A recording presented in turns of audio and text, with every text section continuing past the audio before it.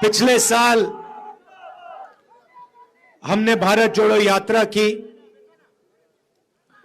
कन्याकुमारी से लेकर कश्मीर तक 4000 किलोमीटर हम चले। काफी लोगों ने हमसे पूछा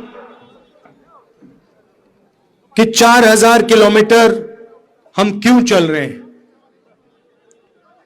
उन्होंने कहा कि ऐसा काम पहले हिंदुस्तान में आजादी के बाद कभी नहीं किया गया, तो आप क्यों कर रहे हैं। और हमने कहा देखिए, आमतौर से जो ऑपोजिशन की आवाज होती है उसको मीडिया उठाती है।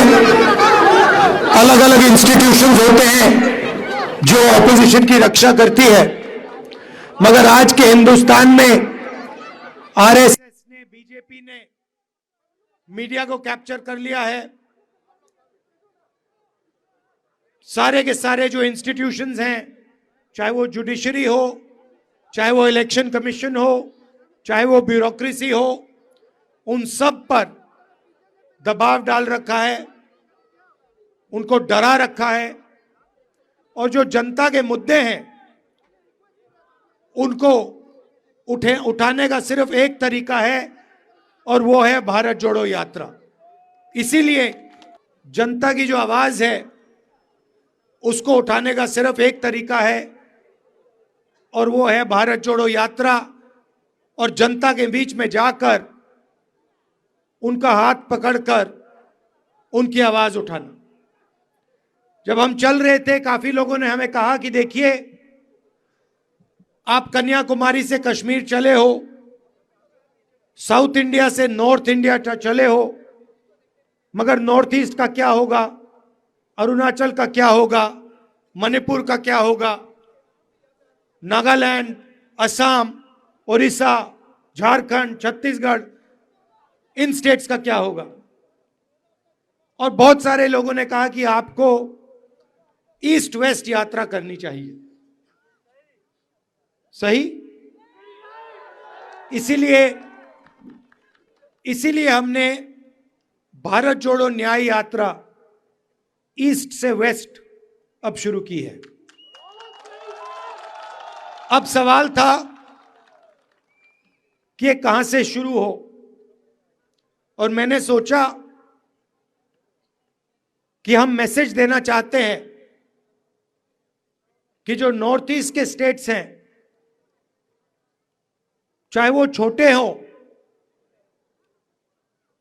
उनकी जगह, उनकी इंपॉर्टेंस सबसे बड़े स्टेट जितनी होनी चाहिए। उनका कल्चर है, उनकी हिस्ट्री है, उनकी भाषा है, उनका जीने का तरीका है। इन चीजों से हिंदुस्तान बहुत कुछ सीख सकता है। इसीलिए हमने निर्णय लिया कि नॉर्थ ईस्ट से हम शुरू करेंगे।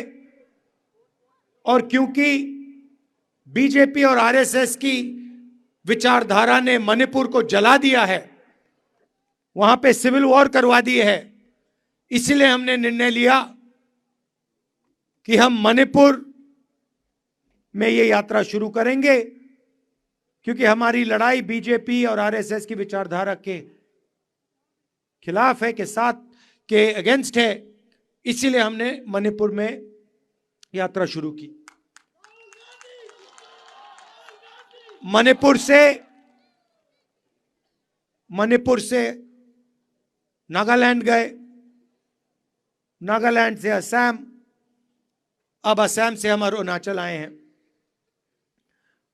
अरुणाचल की हालत आप जानते हो, भ्रष्टाचार, बेरोजगारी, महंगाई। सही है, जो आपका पैसा है, जो आपसे जीएसटी लेकर दिया जाता है, उसका फायदा आपको नहीं मिलता। सड़कों पे हम चल रहे हैं, खड्डे हैं, सड़क नहीं है। तो ये बातें हम उठाना चाहते हैं। आमतौर से हमारा 8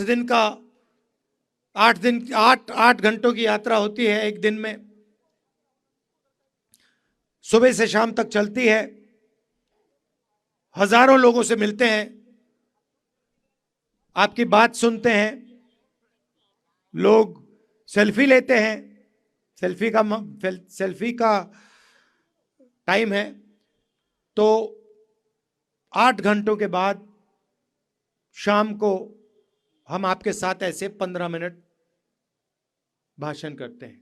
हमारा लक्ष्य, जो आपके सामने कठिनाइयां हैं,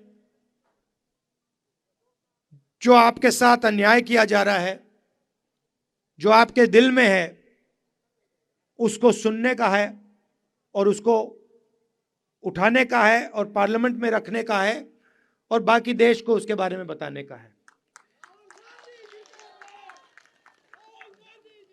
देश में बीजेपी ने, आरएसएस ने नफरत फैला दी है।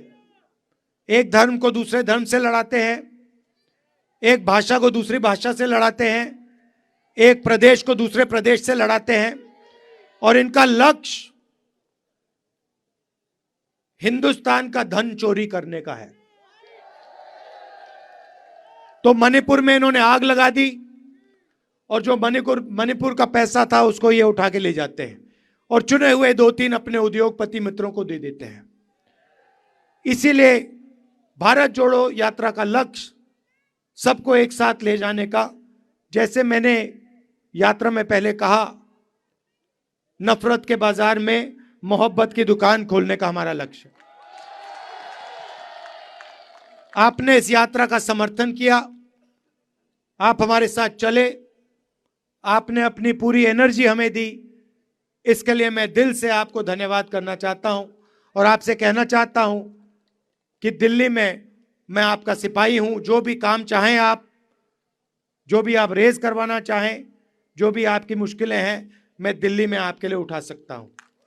आप सबका दिल से बहुत बहुत धन्यवाद। नमस्कार, जय हिंद।